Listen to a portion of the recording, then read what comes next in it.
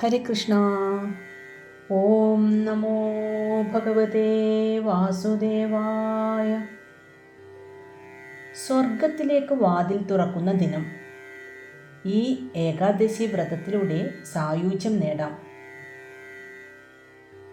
2025 അവസാനത്തെ ഏകാദശി, സ്വർഗവാതിൽ ഏകാദശി.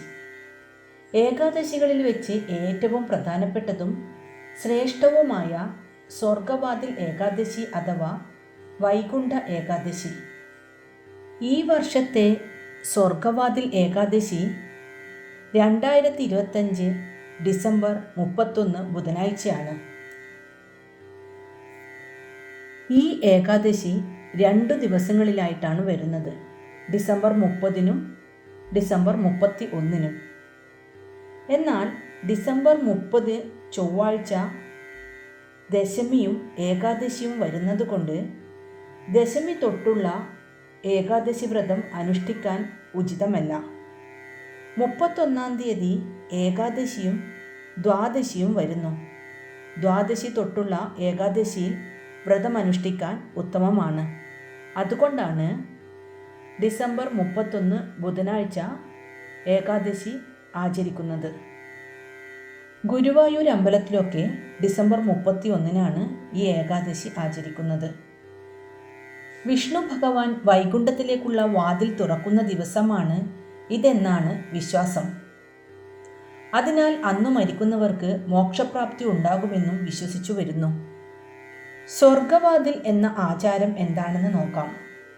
ഈ ഏകാദശി ദിനത്തിൽ മിക്ക വിഷ്ണു ക്ഷേത്രത്തിലും ക്ഷേത്രത്തിൻ്റെ വടക്കുഭാഗത്തുള്ള ഒരു പ്രത്യേക കവാടം അല്ലെങ്കിൽ താൽക്കാലികമായി സജ്ജമാക്കുന്ന ഒരു വാതിൽ ഭക്തർക്കായി തുറക്കും.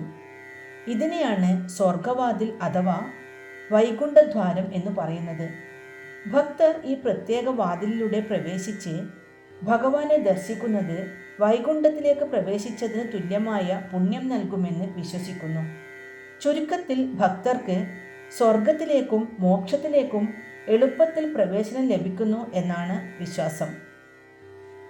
ഈ വിശ്വാസം ഈ പുണ്യദിനത്തിന് സ്വർഗവാതിൽ ഏകാദശി എന്ന പേര് വരാൻ കാരണമായി. സ്വർഗവാതിൽ ഏകാദശി വ്രതം അനുഷ്ഠിച്ചാൽ ഐശ്വര്യലബ്ധി, രോഗശമനം, മോക്ഷപ്രാപ്തി എന്നിവ ലഭിക്കുമെന്നാണ് വിശ്വാസം.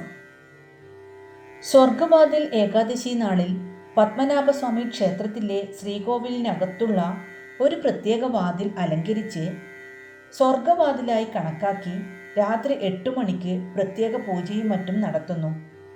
അതിനുശേഷം 8:30 മണിക്ക് നടക്കുന്ന ശീവേലിയിൽ ഭഗവാനെ സിംഹാസന വാഹനത്തിൽ എഴുന്നള്ളിക്കുന്നതാണ് മറ്റൊരു പ്രധാന ചടങ്ങ്.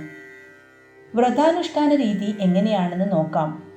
ഡിസംബർ 30 ചൊവ്വാഴ്ച ഒരിക്കലൂണ് മാത്രം കഴിച്ച് വ്രതാനുഷ്ഠാനത്തിനായി മനസ്സും ശരീരവും ഒരുക്കുക. ഏകാദശി ദിവസം പൂർണ്ണമായ ഉപവാസമാണ് ഏറ്റവും ഉത്തമം. അങ്ങനെ സാധിക്കാത്തവർക്ക്, അതായത് ആരോഗ്യപരമായ പ്രശ്നങ്ങളുള്ളവരും ഭക്ഷണം തീരെ ഒഴിവാക്കാൻ പറ്റാത്തവരും പാലും പഴവർഗ്ഗങ്ങളും മിതമായ രീതിയിൽ കഴിച്ചും വ്രതമനുഷ്ഠിക്കാം.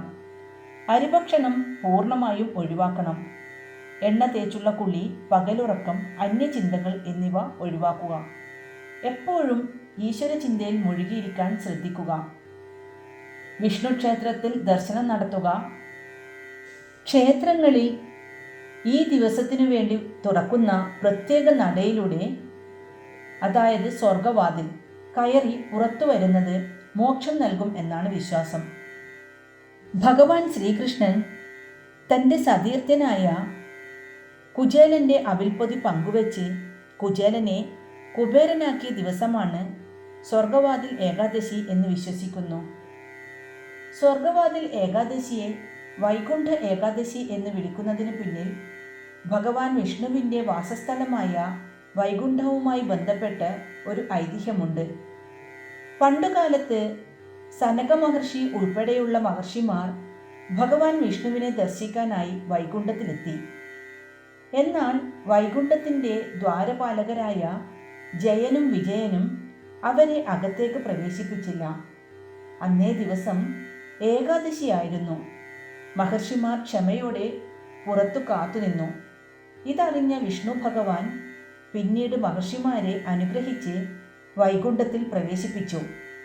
ഈ സംഭവവുമായി ബന്ധപ്പെട്ടാണ് ഭഗവാനെ വൈകുണ്ഠത്തിൽ വെച്ച് ആരാധിക്കുന്ന ഈ ദിനം വൈകുണ്ഠ ഏകാദശി എന്നറിയപ്പെടാൻ തുടങ്ങിയതെന്നാണ് വിശ്വാസം.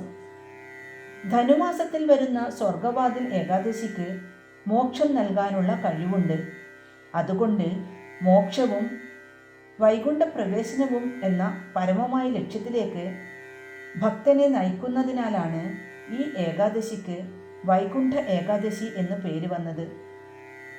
ഈ ദിവസം വ്രതമനുഷ്ഠിച്ച് ഭഗവാനെ ഭക്തിയോടെ ആരാധിക്കുന്നവർക്ക് മരണാനന്തരം സ്വർഗത്തിലേക്കോ വൈകുണ്ഠത്തിലേക്കോ നേരിട്ട് പ്രവേശനം ലഭിക്കും. മാത്രമല്ല അവർക്ക് വീണ്ടും ജനിക്കേണ്ടി വരില്ല. അവർക്ക് മോക്ഷം കിട്ടുന്നു എന്ന് വിശ്വസിക്കുന്നു. ഏകാദശി ദിവസം ജപിക്കേണ്ട പ്രധാന മന്ത്രങ്ങൾ ഏതൊക്കെയാണെന്ന് നോക്കാം. അഷ്ടാക്ഷര മന്ത്രമായ ഓം നമോ നാരായണായ മഹാവിഷ്ണുവിനെ ശരണം പ്രാപിക്കുന്നതിനും മനസ്സിനെ ശുദ്ധീകരിക്കുന്നതിനും ഉത്തമമാണ്. കഴിയുന്നത്ര തവണ ജപിക്കുക, കുറഞ്ഞത് 108 തവണ. അടുത്തത് ദ്വാദശാക്ഷര മന്ത്രം. ഓം നമോ ഭഗവതേ വാസുദേവായ. വാസുദേവനായ ശ്രീകൃഷ്ണൻ ഉൾപ്പെടെയുള്ള വിഷ്ണുവിൻ്റെ എല്ലാ രൂപങ്ങളെയും ആരാധിക്കുന്നു. ഇത് മോക്ഷപ്രാപ്തിക്കായി ജപിക്കാവുന്ന മന്ത്രമാണ്. അടുത്ത മന്ത്രം വിഷ്ണു ഗായത്രി മന്ത്രം. ഓം നാരായണായ വിദ്മഹേ വാസുദേവായ ധീമഹി തന്നോ വിഷ്ണു പ്രചോദയാത്. വിഷ്ണുവിൻ്റെ ദിവ്യരൂപത്തെ ധ്യാനിക്കാനും ജ്ഞാനം നടത്താനും ഉത്തമമാണ് ഈ മന്ത്രം. ശ്രീകൃഷ്ണ സ്തുതി.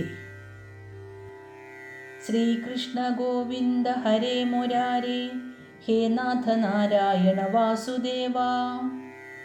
ഏകാദശി വ്രതാനുഷ്ഠാനത്തിന് വളരെ പ്രധാനപ്പെട്ട ഒരു മന്ത്രമാണിത്. ഭഗവാൻ ശ്രീകൃഷ്ണനെ പല നാമങ്ങളിൽ വിളിച്ച് സ്തുതിക്കുന്നു. ഭക്തരുടെ ദുരിതങ്ങൾ അകറ്റാനും അനുഗ്രഹം നൽകാനും ഈ മന്ത്രം സഹായിക്കുന്നു. ഇനി മഹാമന്ത്രമായ ഹരേ രാമ രാമ രാമ ഹരേ ഹരേ ഹരേ കൃഷ്ണ കൃഷ്ണ കൃഷ്ണ ഹരേ ഹരേ എന്ന മന്ത്രവും ജപിക്കാൻ ശ്രേഷ്ഠമാണ്. ഭക്തൻ്റെ സൗകര്യമനുസരിച്ച് എത്ര തവണ വേണമെങ്കിലും ജപിക്കാം. ഏറ്റവും കുറഞ്ഞത് 108 തവണ.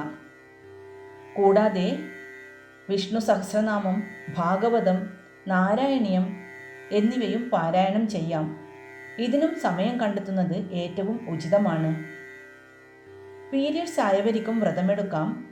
അവർക്കും ഹരേ രാമ മന്ത്രവും നാരായണ മന്ത്രവും ജപിക്കാൻ പറ്റും. അമ്പലത്തിൽ പോകാതെ വീട്ടിലിരുന്ന് കഴിയുന്ന അത്രയും തവണ ഈ നാമങ്ങൾ ജപിക്കുക. ഇനി പാരണ സമയം. ഏകാദശിയുടെ പിറ്റേന്ന് ദ്വാദശി ദിവസം സൂര്യോദയത്തിന് ശേഷം ഹരിവാസര സമയം കഴിഞ്ഞ ഉടനെ വ്രതം അവസാനിപ്പിക്കാം. മലരും തുളസിയും ഇട്ട തീർത്ഥം സേവിച്ച് വ്രതം അവസാനിപ്പിക്കാം. പാരണ സമയം 2026 ജനുവരി 1 വ്യാഴാഴ്ച രാവിലെ 6:51 മുതൽ 10:30 വരെയാണ്. എല്ലാവർക്കും ഏകാദശി ദിനത്തിൽ ശുഭചിന്തകൾ നേരുന്നു.